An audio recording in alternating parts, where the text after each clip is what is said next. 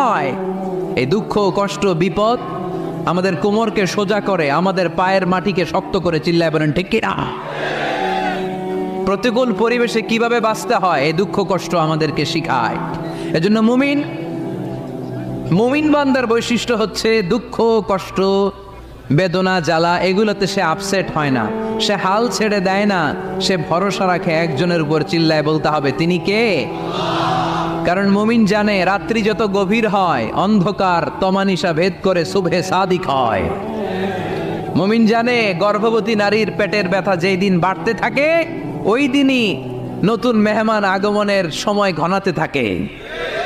মুমিন জানে তার জীবনে দুঃখ কষ্ট বিপদ যত বাড়তে থাকে সুখের দিন কাছে আসতে থাকে। এজন্য মুমিনের হারাবার কিছু নেই। ইন্না মাআল উসরি ইউসরা, ইন্না মাআল উসরি ইউসরা। নবী হে, কষ্টের পরেই আছে আনন্দ, দুঃখের